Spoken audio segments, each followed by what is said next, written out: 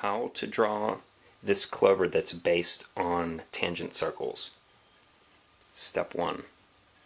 Connect the corners to find the center of the piece of plywood.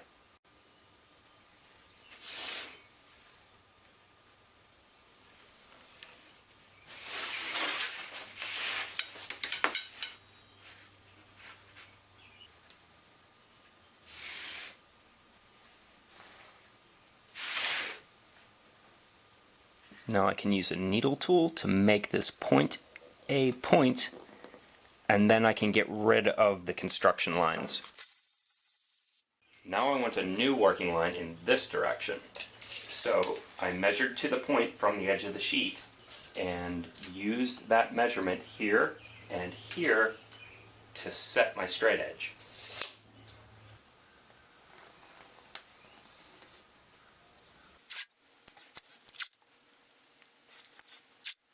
Now we need an arbitrarily sized circle, and this circle will be tangent to all 4 of the green crescents.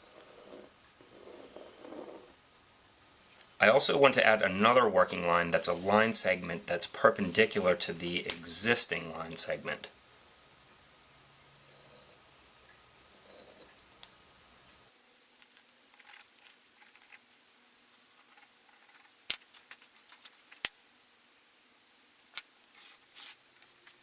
This blue compass is set to make the size of the green petals.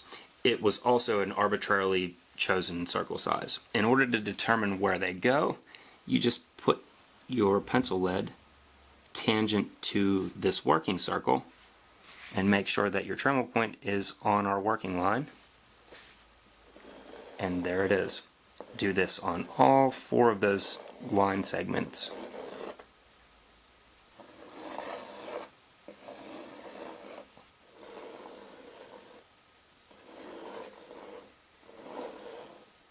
If we did everything correctly, if we were picky enough, then all 4 of these outer circles will be tangent to the little circle in the center.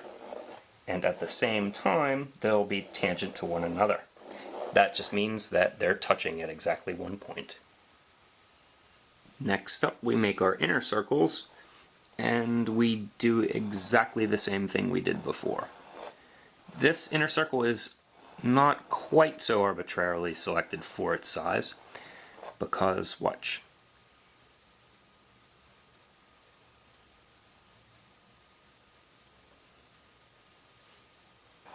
And we simply repeat this all 4 times.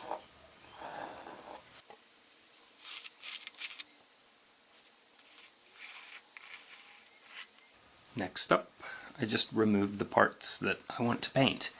Now, in this case, I'm using a detail knife with a smaller than usual blade and a fatter than usual knife, and that gives me a nice low angle. And that doesn't hurt my hand so much as I press. Go slow, and you definitely want to make a knife cut in the wood material. And the reason for that is because it makes a cleaner paint job. You're pushing a little indentation into the wood, and that gives a place for the stencil to get pushed down in, and it just makes a nice clean break for the paint.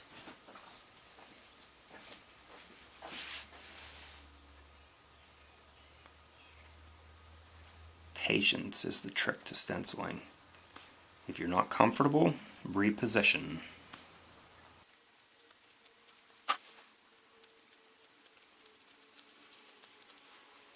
You might think from a satisfaction standpoint that this is the best part, but it's actually not. The most satisfying part is it's when you're all done painting and you peel away the stencil. That's it. All that remains is the fun part. The only part that was tricky were these little skinny pieces right here. I actually did leave the tape somewhat connected. Just barely. It has the thickness of a hair.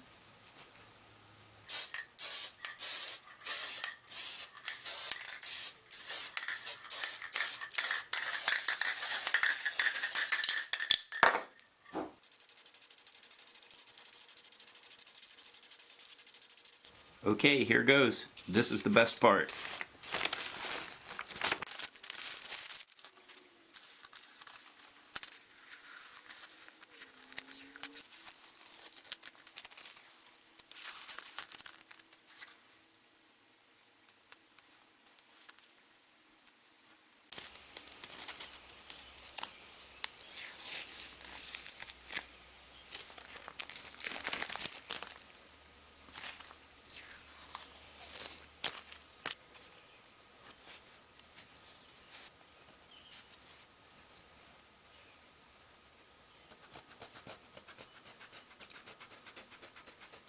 Now it just needs some polyurethane and it will be ready to go.